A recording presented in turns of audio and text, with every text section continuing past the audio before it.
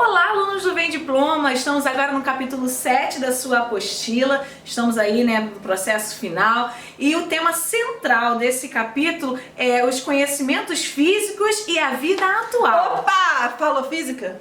Sim. Então dá licença, deixa aqui comigo agora, que é mais a minha área. Como assim? Me expulsou? Expulsei. Ah, tá bom.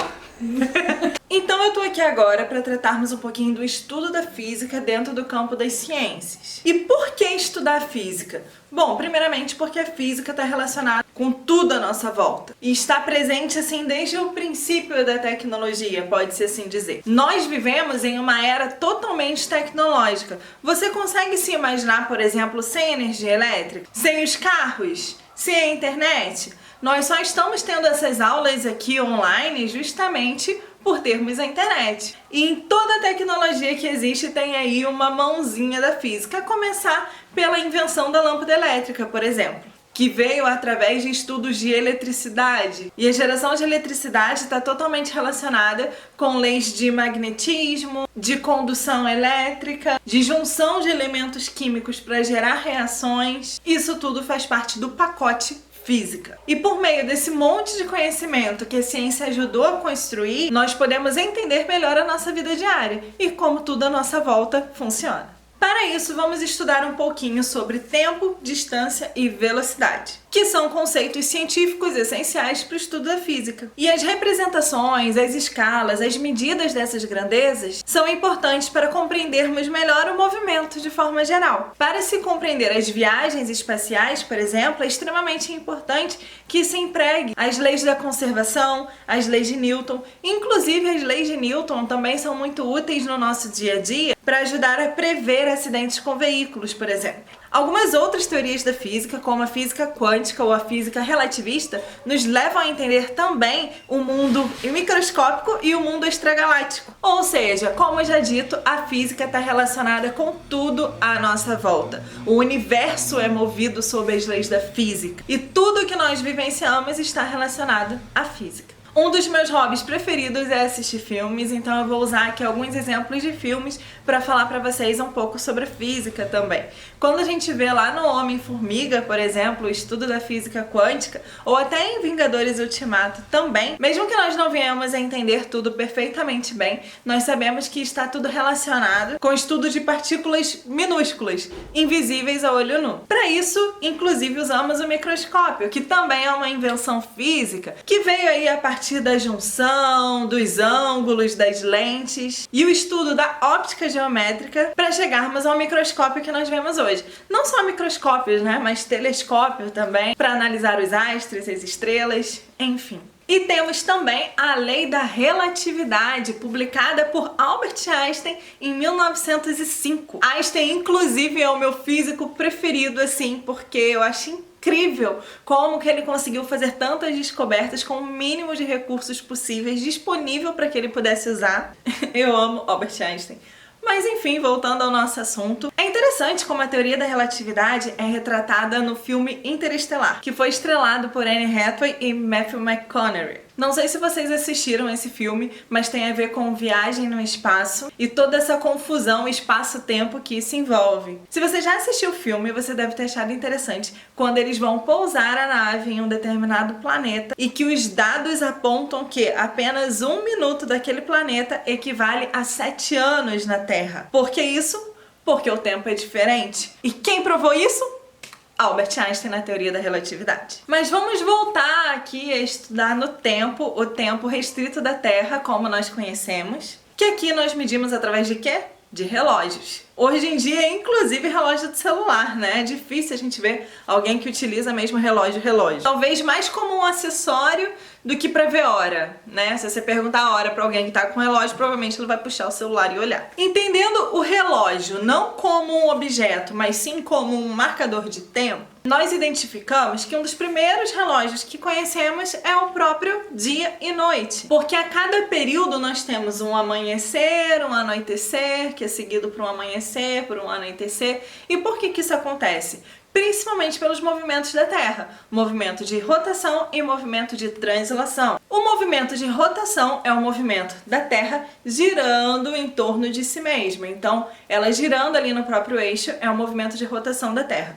E o movimento de translação é o movimento da Terra girando em torno do Sol, em volta do Sol. E quanto tempo demora para esses movimentos se concretizarem? Leva em média 24 horas. A gente sabe que não é 24 horas exata, né? 23 horas, 56 minutos e alguns quebrados. Inclusive por isso que a cada 4 anos se tem um dia a mais no calendário, que é o dia 29 de fevereiro, dos anos bissextos. Nada mais é do que um dia a cada 4 anos, justamente para usar ali aqueles caquinhos que ficaram diminutos dos outros dias. Então, a partir desses movimentos da Terra, nós temos a medição do dia em 24 horas. Dentro dessas 24 horas, nós temos marcações também de horas, minutos e segundos. E milésimos de segundo, enfim. Também existem marcadores de tempo maiores do que o movimento da Terra de um dia, que a gente consegue visualizar, por exemplo, por dias da semana ou por meses do ano, por estações da Lua, por exemplo. Nós sabemos que num espaço de 28 dias, temos aí a mudança da fase da Lua 4 vezes. É um padrão que se repete. Então, a cada 7 dias, nós temos um tipo de lua diferente até seguir para o padrão de lua seguinte. Temos as estações do ano, primavera, verão, outono e inverno, que são períodos maiores de 3 meses a cada ciclo. Temos a marcação de um ciclo de 365 dias, que marca um ano. Temos marcações de décadas, de séculos, enfim. Um outro marcador de tempo, ainda mais antigo que o relógio, eram as ampulhetas. Lembram delas? Com um meio bem fininho para passar bem pouquinho areia, se enchia de areia ali e se esperava a areia cair, depois virava-se para o outro lado e esperava a areia cair, contabilizando ali, dependendo da ampulheta, um tempo de 1 até 5 minutos, mais ou menos. Ainda sobre contagem do tempo, a apostila nos aponta que nós já utilizamos o tempo, já falamos do tempo no nosso dia a dia nas medidas corretas. Quando alguém te pergunta quanto tempo você deixa cozinhar um ovo, por exemplo, você vai responder em meses? Você vai responder em anos? Óbvio que não, você vai responder em minutos. Vai dizer em hora? Ah, é 1/4 de hora que eu uso para cozinhar um ovo. Não, 1/4 de hora é 15 minutos. E em relação ao tempo para indicar distância, como por exemplo, falar para vocês que uma viagem de avião demora cerca de 8 horas de Aracaju até Santa Catarina. Imagina se eu quiser falar em minutos. Ah, de Aracaju a Santa Catarina são 480 minutos de voo. Ok, até dá pra fazer. Mas concorda comigo que em hora é mais fácil?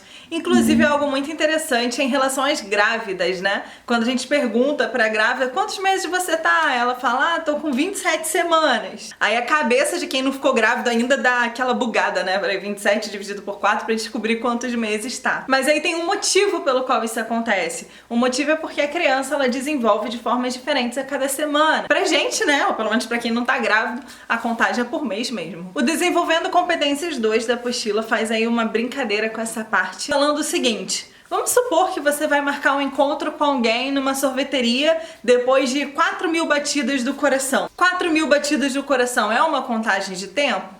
Poderia ser há muito tempo atrás, né? Mas hoje em dia não se aplica mais. Até porque o coração a gente sabe que bate diferente. Por exemplo, o coração de uma criança é um pouco mais acelerado, o coração do idoso já é um pouco mais lento. Se for um atleta que estiver nadando numa piscina ou correndo ou qualquer coisa parecida, o coração dele vai bater bem mais rápido. Então eu tenho certeza que ele vai chegar no encontro muito antes de alguém que está tranquilo, descansado em casa assistindo Netflix, por exemplo. Então, nesse caso, não se faz um meio de medida de tempo apropriado, como, por exemplo, o segundo, o minuto, a hora, que trabalham com escalas de tempo que estamos acostumados a lidar no nosso dia a dia. Fica aí para fins de curiosidade, como também já foi falado há um tempo atrás, que o coração de uma pessoa adulta em um estado de repouso, ele costuma bater cerca de 60 a 90 batidas por minuto. Então, fazendo uma média aí com essas 4.000 batidas do coração, levando em consideração uma pessoa com seus batimentos cardíacos cerca de 80 batidas por minuto,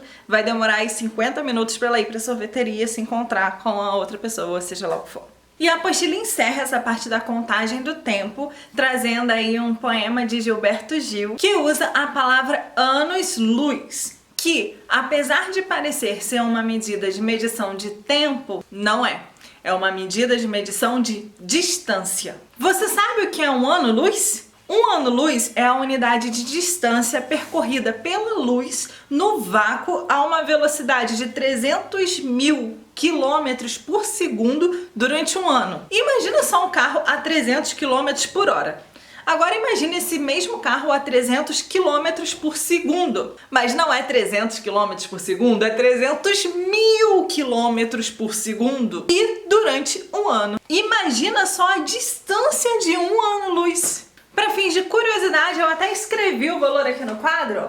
Um ano-luz é aproximadamente 9,46 vezes 10 elevado a 15 metros. E o que significa esse 10 elevado a 15 aqui? Significa que a gente vai pegar essa vírgula e andar para lá 15 vezes, ou seja, esse número aqui em metros. Vamos tentar contar? A cada 3 coloca um pontinho. Pontinho aqui, pontinho aqui, pontinho aqui, pontinho aqui, pontinho aqui. Aqui é a casinha do 1000, do milhão, do bilhão, do trilhão, do quadrilhão, enfim. Olha só que número gigante em metros. E para que nós usamos o ano-luz? Para medir distâncias enormes, como por exemplo, as distâncias entre planetas, entre constelações, enfim. Segundo o Sistema Internacional de Unidades, a unidade padrão utilizada no Brasil para distância é metros, por isso eu converti ano-luz para metros. Boiou? Não entendeu nada que eu tô falando do Sistema Internacional de Unidades? Pois é, isso porque você não assistiu a aula de matemática onde eu explico as medidas e o Sistema Internacional de Unidades.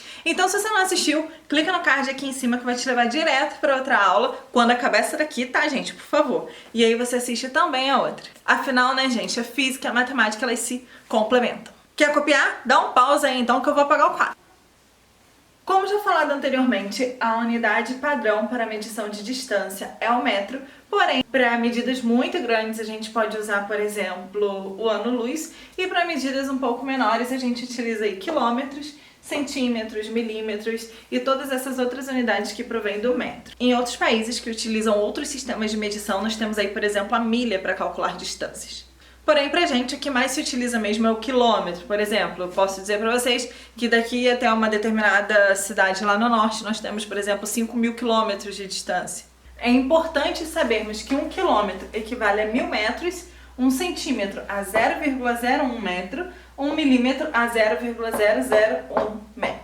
Uma vez definidos os padrões de medição de distância e de tempo, vamos agora então trabalhar com uma grandeza que relaciona essas outras duas grandezas, que é a velocidade. Velocidade nada mais é do que a relação de distância dividido pelo tempo. E um bom truque pra gente não esquecer disso é justamente quando a gente pensa numa velocidade do carro. Se o carro tá andando a 80 km por hora, essa unidade quilômetros por hora já me diz que eu tenho uma distância de 80 km no tempo de 1 hora. Porém, apesar de nós utilizarmos muito quilômetro por hora no nosso dia a dia, a unidade padrão do Sistema Internacional de Unidades para medição de velocidade é o metro por segundo. E apesar da apostila não ter citado essa fórmula de transformação, eu acho interessante passar isso para vocês, que para a gente transformar um determinado valor de quilômetro por hora para metro por segundo, a gente divide esse valor por 3,6. E para passar de metro por segundo para quilômetro por hora,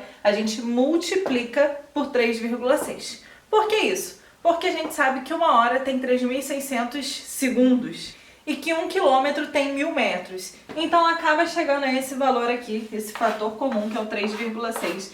Então, para passar do quilômetro por hora para metro por segundo, a gente divide por 3,6 e o contrário a gente multiplica. Por exemplo, se um carro está andando a uma velocidade de 80 km por hora, quantos metros ele anda por segundo? Vamos descobrir isso aqui agora.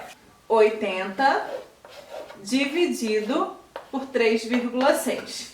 Lembra como se faz esse tipo de continha quando a gente tem uma vírgula aqui desse lado? A gente multiplica os dois termos por 10 para facilitar a conta. O que vai fazer com que essa vírgula aqui suma e aqui a gente tenha mais um zero. Então, na verdade, eu tenho 800 dividido por 36. Se eu multiplicar o 36 por 10, vai dar 360. Não é um valor que eu quero. Se eu multiplicar por 20, vai dar 720. Que já é mais próximo do 800. 720 para 800, 80. 80 cabe em 2 vezes o 36. Então, provavelmente o número que vai entrar aqui é o 22. Vamos fazer a conta aqui. 36 vezes 22. 2 vezes 6, 12. Vai 1. 2 vezes 3, 6. Com 1, 7. Bota o 0 aqui, corta esse daqui. 2 vezes 6, 12. Vai 1. 2 vezes 3, 6. Com 1, 7. Soma aqui. 2. 7 com 2, 9, 7. 792. 22 aqui, 792 para 800, 8. 8 não dá para dividir, coloca a vírgula do lado de cá. E aqui a gente coloca o 0. 80 por 36, 2. 36 vezes 2 vai dar 72, vai sobrar 8. Dízima periódica aqui, 22,2222. Então a gente sabe que se um carro ele está andando 80 km a cada hora, ele está andando também 22,2 metros a cada segundo. E o exemplo que a apostila dá pra gente é o seguinte: ela diz que tem um determinado carro que percorre a distância de 60 km em meia hora. Então esse carro, em meia hora, percorre 60 km. E aí ela quer saber qual a distância que esse carro vai percorrer em 2 horas. A gente tem uma formulinha que vai empregar nesse caso, que é essa daqui. Velocidade é igual a variação de distância dividido pela variação de tempo. Ou então, como é mais comum falar, velocidade igual a distância sobre tempo. Assim como eu falei no caso do quilômetro por hora, então, distância sobre tempo. Quantos quilômetros ele vai percorrer em 1 hora? É mais fácil, né? Se em meia hora é 60, então dobra. Porque 1 hora é o dobro de meia hora, então 60 quilômetros a gente tem 120. Então nós sabemos que o carro está a uma velocidade de 120 quilômetros por hora. Essa é a velocidade do carro. E ela quer saber qual a distância que esse carro vai percorrer em 2 horas. Vamos aplicar aqui a formulinha, substituir os valores? Velocidade, 120 km por hora. Então, 120 km por hora. Então, aqui está o valor de velocidade igual, vou repetir aqui o igual, variação de distância. Esse delta, essa letra grega aqui, o delta, ele representa a variação, certo? Ele representa variação. Nesse exemplo aqui não tem necessidade de usar variação, mas é interessante a gente saber que o delta, ele representa um valor final menos um valor inicial. Mesma coisa que eu dizer para vocês, por exemplo, que o carro começou no quilômetro 100 de uma estrada a andar e ele terminou no quilômetro 300. Aí eu pergunto para você, qual a distância percorrida? Aí para calcular essa distância, essa variação de distância, a gente usa o 300 menos o 100. Então 300 menos 100, a variação da distância percorrida foi 200 quilômetros. Voltando aqui, variação de distância. A gente não sabe qual distância, é o que o problema quer que a gente descubra. Então eu vou deixar ali como ΔD sobre o tempo, que é 2 horas. Vou colocar aqui 2 horas. Como que a gente resolve essa continha? A gente multiplica cruzado. Então 120 vai multiplicar o 2 e a distância vai multiplicar o valor que está abaixo do 120. Se não tem nada abaixo de 120, é porque na verdade tem o 1. Vamos lá então. Nós temos ΔD vezes 1. Vai ficar aqui só o ΔD, porque qualquer coisa vezes 1 é aquela coisa que multiplicou mesmo. 120 vezes 2. 120 quilômetros por hora, que vai multiplicar 2 horas. Então eu tenho ΔD igual a 120 vezes 2, 240 quilômetro por hora vezes hora. Repeti esse quilômetro por hora, multipliquei por essa hora aqui. Geralmente a gente faz isso, multiplica, né, utiliza sempre os números e depois as unidades. Então, alguma coisa multiplicada por hora, dividido por hora, a gente corta.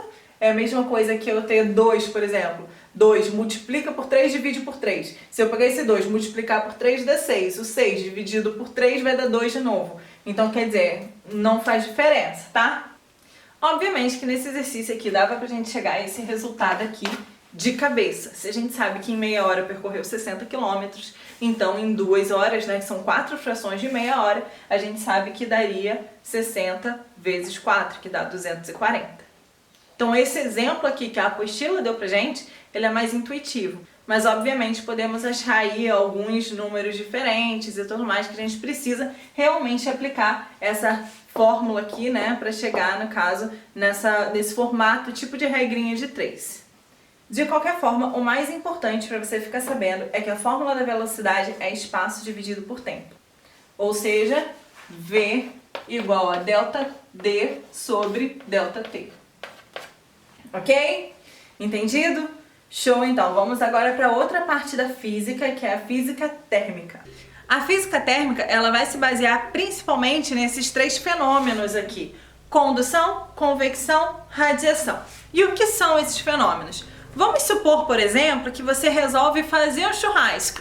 E aí você tem aquele espeto de metal. E aí você coloca ali a carne no espeto e coloca na churrasqueira. Se o espeto não tem aquela base de madeira para você segurar, você vai pegar no espeto mesmo. O que você vai perceber? O que vai acontecer? Provavelmente você vai queimar a sua mão. Por que isso? Porque o calor que estava no fogo passou através do espeto, aquecendo até, né, foi sendo conduzido até a ponta onde você vai segurar para queimar a mão, né? Então, a esse fenômeno damos o nome de condução. É o mesmo fenômeno que acontece, por exemplo, quando você tá com alguma coisa no fogo ali, mexendo com uma colher de metal, de inox. Aquela colher vai aquecer a ponto também de talvez machucar a sua mão. Por quê? Porque o calor do fogo foi conduzido à panela e depois foi conduzido ao alimento, que foi conduzido à colher que chega até a sua mão. Tudo por condução. Agora, imagina essa mesma panela você mexendo com uma colher de pau, por exemplo, de madeira. Vai queimar a sua mão? Tá, pode até aquecer um pouquinho, mas não vai queimar a sua mão. Por que isso acontece? Porque no fenômeno da condução a madeira não funciona? Não, o fenômeno da condução é um fenômeno em geral que vai funcionar sempre que tiver uma situação que estiver propícia a acontecer. Porém, alguns elementos, alguns componentes químicos são mais sensíveis à condutividade térmica, como por exemplo o metal. Repare só nessa tabela que está aqui do lado. Repare que nós temos alguns elementos químicos com alto grau de condutividade. São os chamados elementos condutores. E na coluna do lado temos os elementos que são chamados de isolantes de calor. São os que não têm característica de conduzir, não estão tão receptivos à condução de calor como os elementos condutores, por exemplo. Então observamos que o metal é um bom elemento condutor de calor, enquanto a madeira é um elemento isolante de calor. O fenômeno seguinte é o fenômeno da convecção, que é um fenômeno que geralmente acontece com líquidos ou gases, fluidos em geral. Por exemplo, quando a gente tem um ar-condicionado em casa, geralmente a gente posiciona esse ar-condicionado em cima. Por quê? Porque nós sabemos que o ar frio ele é mais denso, então ele tende a cair, enquanto o ar quente, menos denso, tende a subir. Então esse movimento de ar, como por exemplo o ar frio que desce e o ar quente que sobe, é um fenômeno de convecção. O mesmo acontece em uma geladeira, quando nós temos o refrigerador, né, o congelador em cima. Então o ar frio tende a descer e no caso resfriar ali os alimentos da geladeira. Agora temos aí a nova geladeira, né, inversa, que tem o congelador embaixo, mas até nós termos tecnologia suficiente para criar esse tipo de geladeira, por muitos e muitos e muitos anos nós usamos como padrão o congelador em cima. O mesmo acontece numa panela de água fervendo. Quando a gente tem a panela de metal em cima do fogão, o fogo aquece a panela por condução, como nós já vimos. Mas e a água? O que acontece com a água? A água que está dentro da panela, mais próxima ao fogo, ela é esquentada primeiro. Então as moléculas ali embaixo se agitam. Por isso forma aquelas bolinhas no fundo da panela. Até o momento que ela está mais quente do que a de cima, então ela tende a subir e a água fria embaixo tende a descer até que haja realmente o processo de fervura. Então o aquecimento da água dentro da panela se dá por convecção, embora a panela seja aquecida por condução. E o processo de radiação tem como principais agentes exatamente a luz do sol. Então o Sol, os raios de Sol que iluminam, os raios que aquecem a Terra, utilizam os conceitos de radiação. Uma característica importante da radiação é que enquanto a condução e a convecção precisam de matéria para se propagar, seja o ar, seja a panela, seja a água da panela, seja o fogo, o processo de radiação é o único que pode acontecer sem que haja matéria. E a luz a gente sabe que se propaga no vácuo. Inclusive eu falei sobre isso quando eu ensinei os conceitos de anos-luz. E após a parte da física térmica, a apostila de vocês entra na terceira parte do 7º capítulo, que é falando sobre a conservação, com o título O Movimento se Conserva. Esse capítulo trata principalmente das leis de Newton, que são as leis do movimento, e da lei de conservação em si. Para começar, você já deve ter ouvido falar das 3 leis de Newton. São 3 leis, a primeira lei delas é a lei da inércia, que diz o seguinte, que um corpo tende a permanecer em seu estado inicial, a não ser que uma força externa atue sobre ele. Por exemplo, se você tem um carrinho no supermercado, aquele carrinho tá ali parado, ele não vai se mover a não ser que você chegue e empurre ele, ou alguém chegue e chute ele, ou qualquer coisa do tipo. Mas a não ser que haja uma força externa impulsionando o movimento, aquele carrinho não vai se mover. Inclusive, esse princípio da inércia também é muito observado nos ônibus. Quando você está sentado em um ônibus, ou carros em geral, mas ônibus é legal porque é coletivo, então você vê várias pessoas ao mesmo tempo usufruindo ali das leis da inércia. Quando você está em um ônibus, por exemplo, e o ônibus está parado, o seu corpo dentro do ônibus está parado, obviamente. Quando o ônibus começa a andar, o movimento natural do seu corpo é ir para trás. Por quê? O ônibus está indo para frente, você estava parado, então o seu corpo tende a continuar na posição do jeito que ele estava antes. Só que quando há um movimento, você obrigatoriamente acaba impulsionando o seu tronco para trás. E a mesma coisa na hora de frear. Porque mesmo que você esteja parado, sentado dentro do ônibus, o seu corpo está em movimento em relação a um referencial externo, por exemplo. Então, quando o ônibus freia, ou seja, quando ele para, o que acontece com o seu corpo? Ele é impulsionado para frente, porque ele não estava em movimento. Então ele tende a permanecer no movimento, até que uma força externa atue sobre ele. Isso funciona tanto para o que está parado começar a se mover, como também para o que está se movendo parar. Isso quer dizer que se eu tiver uma bolinha, por exemplo, e eu lançar ela no chão, ela não vai parar nunca? Não. Por que que não? Porque nós temos também a força que o chão está aplicando sobre a bolinha, que é a força de atrito. Então essa força vai fazer a bolinha parar. Agora, quando eu tenho uma superfície sem atrito, por exemplo, uma superfície extremamente lisa, lembra mais ou menos daquele jogo que sai o ar pelos buraquinhos e tem um disco, né, para você tentar fazer ali o gol. Não sei o nome dele, inclusive se você sabe, deixa aí nos comentários, por favor. Mas é aquele jogo ali. O atrito que a superfície lisa e o ar saindo dos buraquinhos exerce sobre o disco é mínima.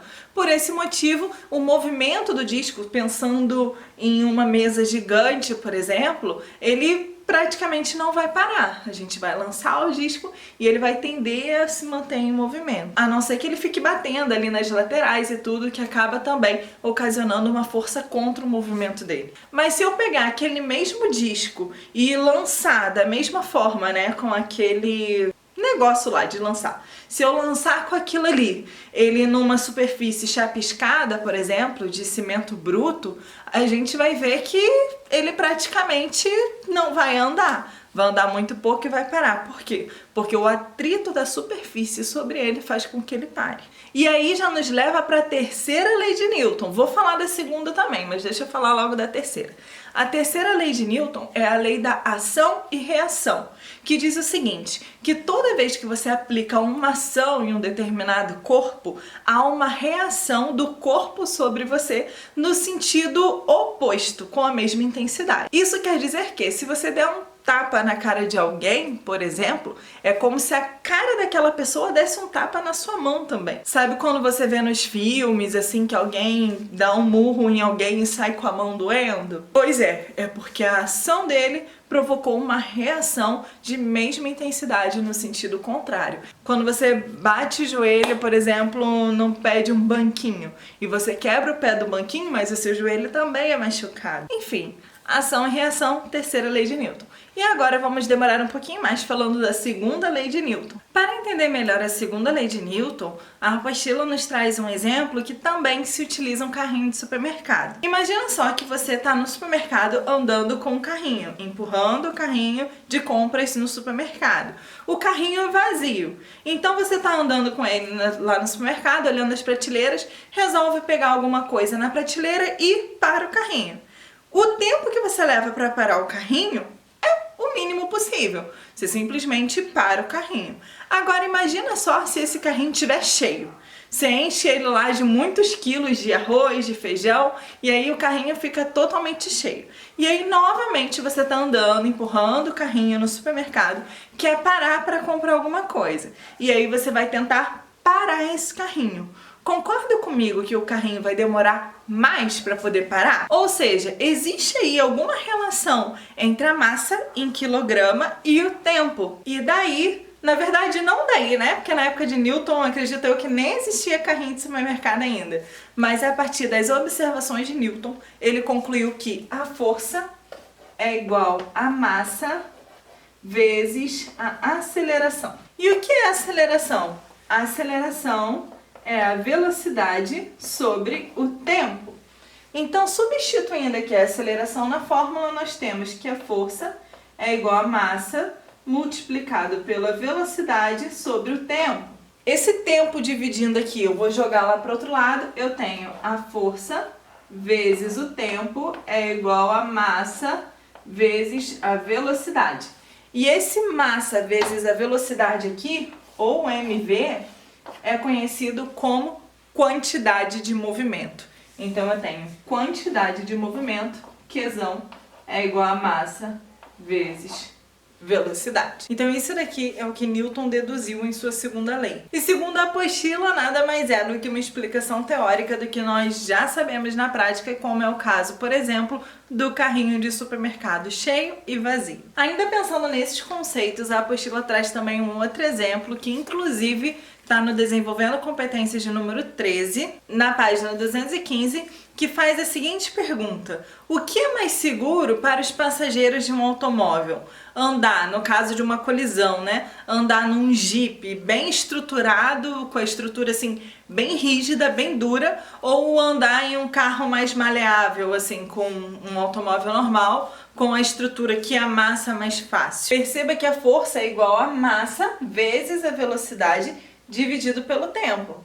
Então, quanto maior for a massa, maior também é a força. E quanto maior for o tempo, menor é a força. Quanto maior for o tempo, menor é a força. Então, quando tem a colisão de um automóvel tipo Jeep, extremamente rígido e duro, a massa é maior e o tempo de batida vai ser menor, porque ele apenas vai colidir, né? Então, quando o tempo é menor, automaticamente a força vai ser maior. Já quando a gente tem um automóvel com um material um pouco mais maleável, a batida, como ela primeiro amassa o carro todo, ela gera um maior tempo já daí. Então ela já aumenta o tempo de colisão. Só de aumentar o tempo já reduz a força. E a força maior para as pessoas dentro do carro acaba gerando uma interação maior com o cinto de segurança, que pode machucar, acaba gerando movimentos mais bruscos, que pode ali até causar uma quebra de pescoço, alguma coisa assim,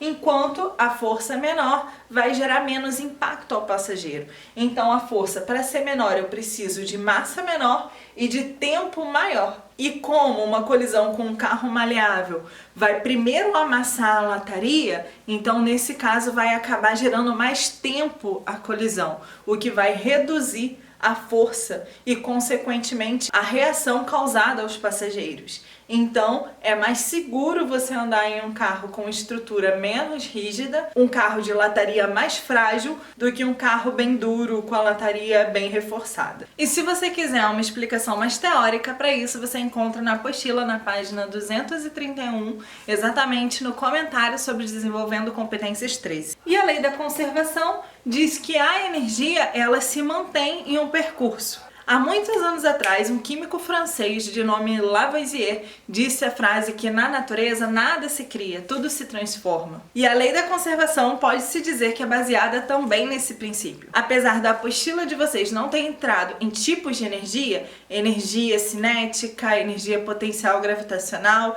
energia potencial elástica, ela não entrou nisso, então também não vou entrar para não complicar sua cabeça agora às vésperas da prova. Mas só vou citar um exemplo também para justificar, no caso, a lei da conservação. Ela me diz o seguinte, que a energia vamos supor, a energia de um corpo caindo, que é a energia potencial gravitacional, esse corpo vai cair com uma certa energia.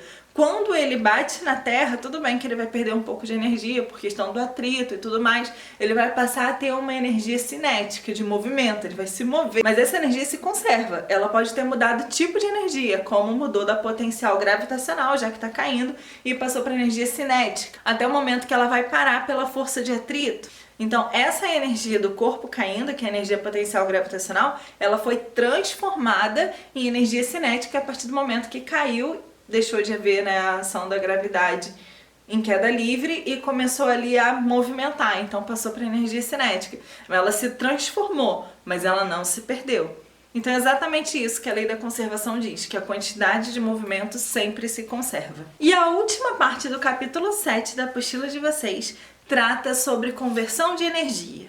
E tem como título Trabalho Animal e Trabalho Motor. Que diferença? Esse tópico começa fazendo uma introdução sobre tipos de energia, sobre métodos de emprego de energia para gerar trabalho. Inclusive, dentro da física, o trabalho é representado pela letra tal e tem como fórmula a força vezes o deslocamento, vezes a distância. E o que isso tem a ver com o trabalho animal? Trabalho animal porque antigamente se utilizava o animal para se fazer coisas que você precisaria empregar muita força.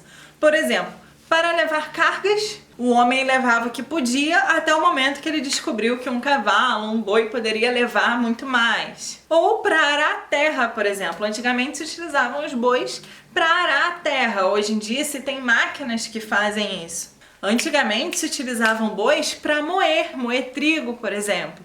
Então se colocavam bois presos em uma estrutura ali de forma que eles ficassem girando, fazendo um movimento circular para moer o trigo. Se um homem fosse fazer aquilo, obviamente ele empenharia muito mais força. Então ele aprendeu que poderia usar o trabalho de animais para gerar melhores resultados. Porém, hoje em dia, praticamente isso não se utiliza mais. Óbvio que deve ter ainda algumas fazendas que utilizam métodos mais arcaicos para produzir, mas no geral, principalmente em grande escala, não se utiliza mais esse tipo de força, e sim a força dos motores, das máquinas. Para a terra, por exemplo, nós temos aí uma infinidade de marcas de modelos diferentes de máquinas para fazer esse trabalho. Quando o homem descobriu a máquina a vapor, por exemplo, foi uma grande invenção. Por quê? Começou-se a utilizar o calor para gerar trabalho. Quando se construiu a locomotiva, a lenha. Hoje em dia existe uma infinidade de máquinas que transformam a energia elétrica em energia mecânica, ou seja, em trabalho. Um exemplo simples é o ventilador. Quando você liga o ventilador na tomada, ele pega ali a energia elétrica é convertida em rotação, que é a energia mecânica. E agora eu pergunto para você, antes desse monte de máquinas existirem, por que se utilizava a força animal? Justamente pela potência. A potência do animal é maior do que a potência do homem. Observa só essa tabelinha aqui. Nós temos na tabela, de um lado, a potência de seres, né, como homens, boi, cavalo e tudo mais, né? E depois de máquinas térmicas ali do outro lado também, como por exemplo máquina a vapor, e depois até mesmo os automóveis. Interessante que até hoje se utiliza o cavalo vapor como unidade de potência, né? O Desenvolvendo Competências de número 17 da apostila de vocês pede para nós compararmos a potência de um homem com a potência de um boi. E se a gente parar para pensar, é quase 10 vezes mais, né, gente? Potência nada mais é do que o trabalho sobre a variação de tempo. O trabalho é medido em joules, porque o que é joules é o newton vezes o metro. Qual unidade é newton? Newton é a unidade de massa, que é quilograma, vezes a unidade de aceleração, que é metro por segundo ao quadrado. Então, Newton é quilograma vezes metro por segundo ao quadrado. E a potência é medida em unidade de trabalho, que é o joule, sobre o tempo, que é medido em segundo. Então, joule por segundo é igual a watt, ou watts, como vocês acharem melhor. Interessante definirmos que quando a gente tem qualquer aparelho que utilize a energia elétrica para transformar em movimento mecânico, como o exemplo que eu dei do ventilador, como geladeira ou outras coisas mais, nós estamos falando de motores, motor elétrico.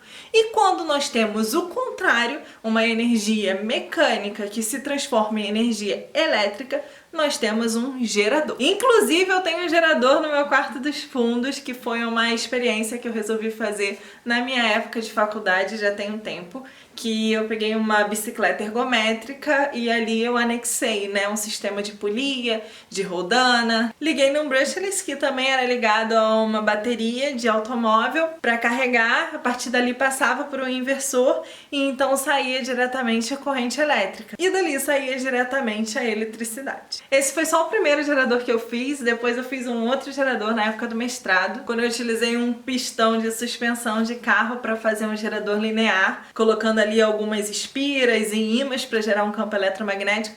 Foram experiências bem legais. Mas deixa essa conversa para outra hora, que agora a gente precisa focar na matéria. Então, voltando, quando nós temos trabalho mecânico convertido em eletricidade, se chamam geradores. E a apostila traz pra gente aqui 4 tipos de geração de energia elétrica. São fotovoltaica, eólica, hidrelétrica e termoelétrica.